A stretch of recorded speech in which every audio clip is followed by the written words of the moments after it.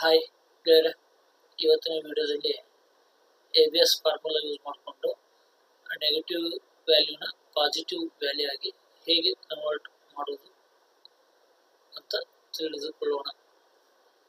ನೋಡಿ ಗೆಳೆಯರೆ, ಈ ವಿಡಿಯೋದಲ್ಲಿ ಒಂದು ಡೇಟಾ ಶೀಟ್ನ ಕ್ರಿಯೇಟ್ ಮಾಡಿದ್ದೇನೆ.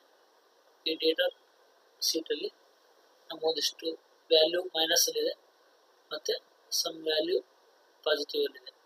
ಸೊ ನಿಮಗೆ ಇಲ್ಲಿ ಕಾಣ್ತಾ ಇದೆ, ಈ ವ್ಯಾಲ್ಯೂ ಬಂದು ನಿಮಗೆ ಮೈನಸ್ ಅಲ್ಲಿದೆ. ಸೊ ಹಾಗೆ ಇಲ್ಲೊಂದು ವ್ಯಾಲ್ಯೂ ಮೈನಸ್ 12,000 ಮೈನಸ್ ಅಲ್ಲಿದೆ.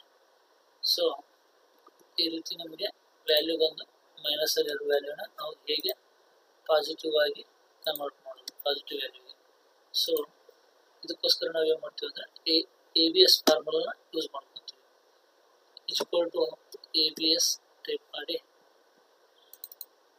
ಓಕೆ, ನಿಮಗೆ ಯಾವ ವ್ಯಾಲ್ಯೂ ಮೈನಸ್ ಇಂದ ಪಾಸಿಟಿವ್ ಆಗಿ ಕನ್ವರ್ಟ್ ಮಾಡಬೇಕಾಗಿದೆಯಲ್ಲ ಆ ವ್ಯಾಲ್ಯೂನ ಜಸ್ಟ್ ಆ ವ್ಯಾಲ್ಯೂಷನ್ನ ಜಸ್ಟ್ ಸೆಲೆಕ್ಟ್ ಮಾಡಿ ಬ್ರ್ಯಾಕೆಟ್ ಕ್ಲೋಸ್ ಮಾಡಿ ಎಂಟರ್ ಮಾಡಿ.